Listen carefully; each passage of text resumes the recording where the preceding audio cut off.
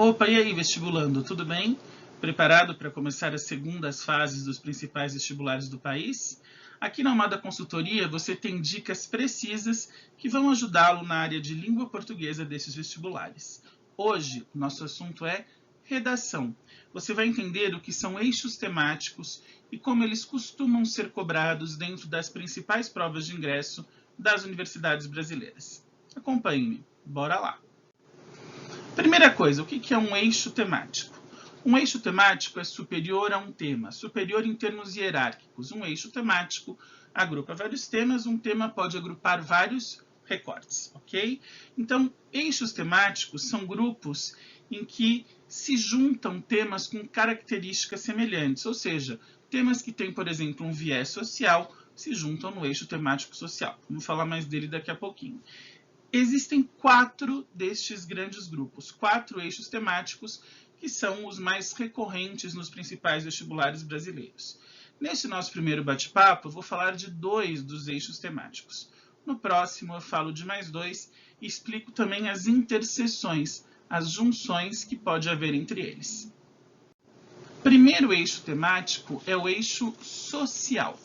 Esse eixo social, ele é o eixo do Enem, sempre. O Enem tem tema social como pressuposto, porque o Enem está, se você abrir na página do INEP, estão lá as prerrogativas da redação, as correções por competências, e você tem a competência de elaborar uma proposta de intervenção, respeitando os direitos humanos e possibilitando a inclusão. Isso só acontece quando você tem um tema social. Portanto, este eixo é definitivo para o Enem. Nos outros vestibulares, ele se alterna com os demais eixos. Então, se você assistiu ao vídeo sobre os mitos da redação, se não assistiu, corre lá na playlist e dá uma olhadinha, você vai descobrir que nos outros vestibulares não é que não cai eixo social. Cai, mas pode cair também junto com outros eixos ou podem cair os outros 3 eixos além do social. Bom, o que é o eixo social? É o eixo que traz temas que causam um impacto coletivo, um impacto grande. Eu preciso ter um grupo de pessoas razoável, pelo menos, para que eu tenha um tema social. Ou seja, um problema localizado em um bairro de São Paulo não vai gerar um tema social para a FUVEST, porque eu estou falando de um universo ainda pequeno para a abrangência que se deseja. Agora, se eu tenho um problema social que atinge todos os bairros da periferia das grandes cidades brasileiras, aí já é um problema interessante para aparecer num vestibular. Um detalhe importante do tema social é que ele não necessariamente depende de uma ação específica, ou seja, ele não tem um agente que leva aquele problema a acontecer, e sim uma conjuntura de fatores, uma série de fatores que fazem com que aquilo se torne um problema. Eu trago aqui 2 exemplos de temas sociais para vocês. Primeiro, FUVEST 2014. A FUVEST em 2014, ela pediu os cuidados com a população idosa. Ela fala das gerações e fala da necessidade de cuidar dos idosos a partir da constatação de que o país está envelhecendo. Por que isso é um tema social? Porque, como eu disse, ele não depende de agentes específicos. As pessoas envelhecem de maneira inexorável, de maneira física. O corpo envelhece com o passar do tempo. A medicina avançou, a expectativa de vida aumentou. Então, eu não tenho um, entre aspas, culpado por aquela ação ou por aquele fato. Ele acontece, só que ele gera um problema, uma vez que a pirâmide etária do país vai mudando de forma e o número de idosos aumenta, e eu preciso ter muito mais ações públicas e privadas de proteção, resguardo e garantia dos direitos daqueles idosos. Por isso mesmo que é um tema social, é um tema que abrange um grande grupo de pessoas, grupo que, aliás, se torna cada vez maior. O segundo exemplo de tema social que eu trago, também da FUVEST, é de 2020, o papel da ciência no mundo contemporâneo. Veja, eu estou falando do papel da ciência em geral, eu não estou falando do comportamento do cientista ou do comportamento do leigo.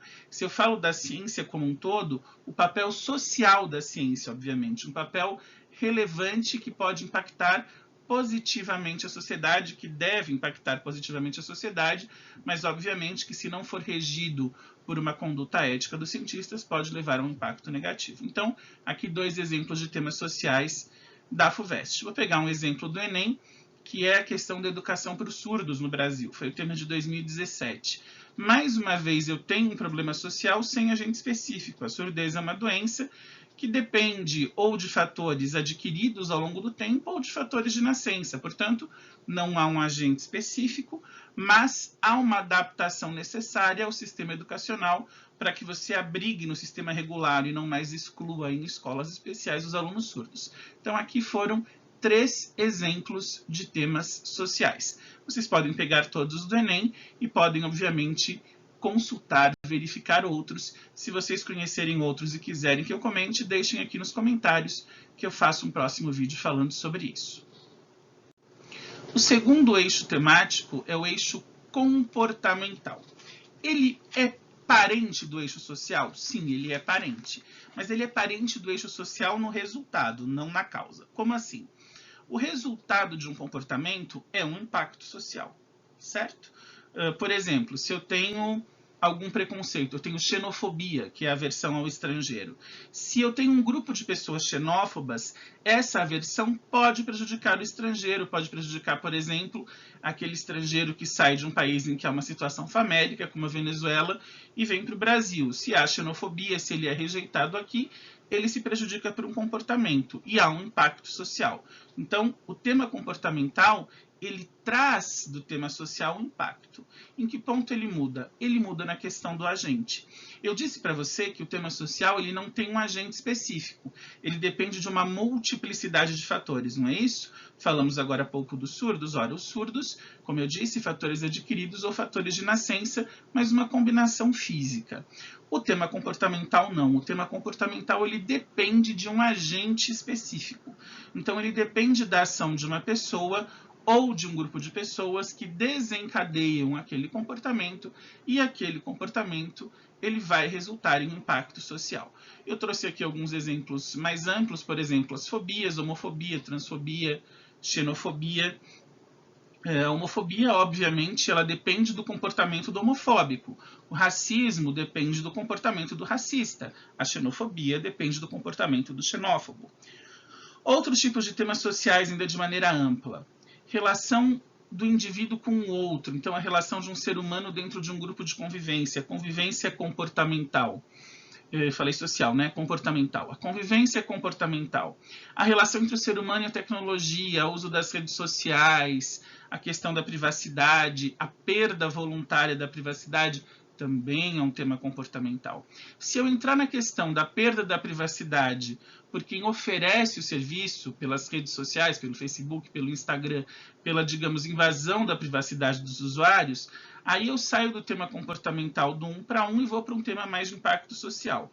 Mas enquanto eu falo da escolha do próprio usuário em anular a sua privacidade na rede social, sim, é um tema comportamental. As intolerâncias, então, intolerância política, intolerância religiosa já foi tema do Enem. A intolerância política que nós vivemos hoje, porque só o meu pensamento está certo e o seu automaticamente errado, tudo isso são temas comportamentais, temas que dependem da ação determinada de indivíduos.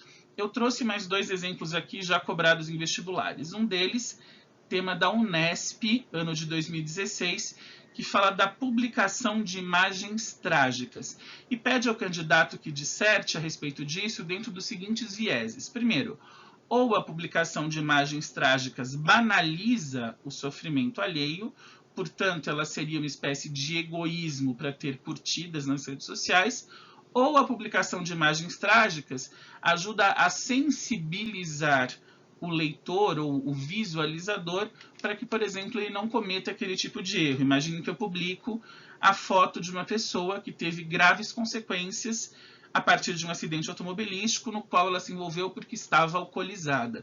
Isso seria uma banalização do acidente ou seria uma maneira de sensibilizar as pessoas para que elas não bebam? De qualquer maneira, a publicação da imagem trágica é uma escolha de quem publica, é o agente específico que atua. Portanto, eu tenho um tema comportamental. Segundo exemplo, FUVEST 2015, camarotização e segregação social. Você deve se lembrar da época do rei do camarote, a questão da ostentação, a pessoa mostrar que tem um poder que está ligado, obviamente, ao dinheiro, né? O poder aquisitivo, eu vou pagar aqui para todo mundo. A FUVEST problematiza isso a partir da consequência que é a segregação. Porque se eu camarotizo, eu posso e você não pode. Eu tenho dinheiro e eu pago para quem eu quero. Se você não é das pessoas que eu quero ter no meu métier, você está fora. Então, a camarotização, quase não sei a palavra, a camarotização e o exibicionismo, obviamente, também são comportamentos. Espero que esses dois temas tenham ficado claros para você, o tema social e o tema comportamental. Se você ainda tiver mais alguma dúvida, claro, pode colocar aqui nos comentários, eu respondo com o maior prazer. E é importante que você ajude o nosso canal a crescer e a divulgar conteúdo. Então, curta o vídeo, inscreva-se no canal, ative as notificações. Temos várias playlists aqui, todas que vão trazer muito conhecimento para você. O nosso Instagram, @almadaconsultoria, também tem conteúdos exclusivos e por lá, pelo direct do Instagram, você pode sugerir pautas, tanto para o próprio Instagram, quanto aqui para o canal. É isso, a gente se vê no próximo vídeo, valeu e um grande abraço.